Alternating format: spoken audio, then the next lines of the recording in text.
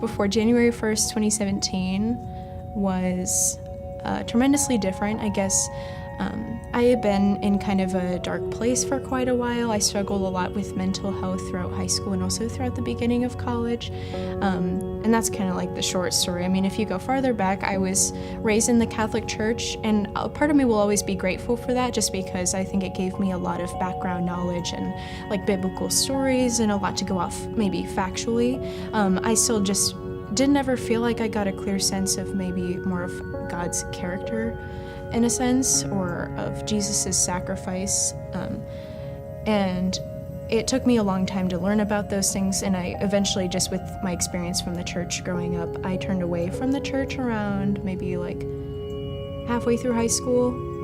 And just with depression and anxiety, I mean, I always felt like I wasn't enough.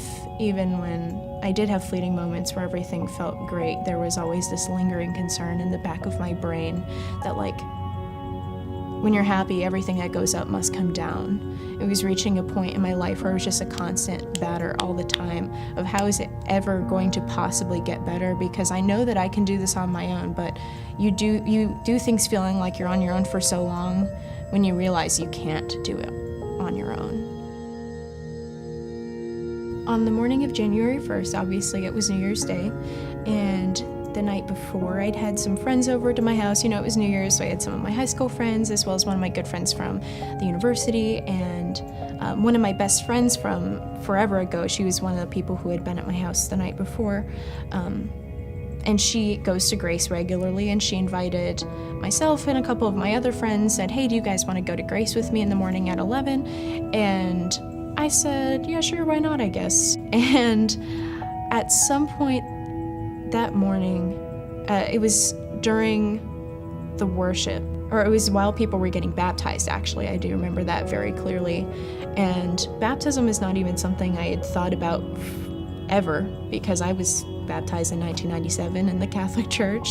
So, I mean, upon that starting, I was like, I feel like this is just gonna be awkward to watch. And I don't know, the music started, and the feeling I felt inside of myself was just so utterly overwhelming that it was kind of like when you just hear this amazing piece of music and just you have goosebumps all over your whole body, but it was warmer than that. And suddenly I just felt like I understood I had to change something about the way I was living my life. And I just, even going home, I've never felt that kind of, that's like a different kind of joy. That's not just being happy because you're having a good day and you saw a good friend. That's peace. And that was, I felt like I was finally on my way to be like, I have some friends who you just look at them and you want to know what they have that you don't have. And now I understand what they have.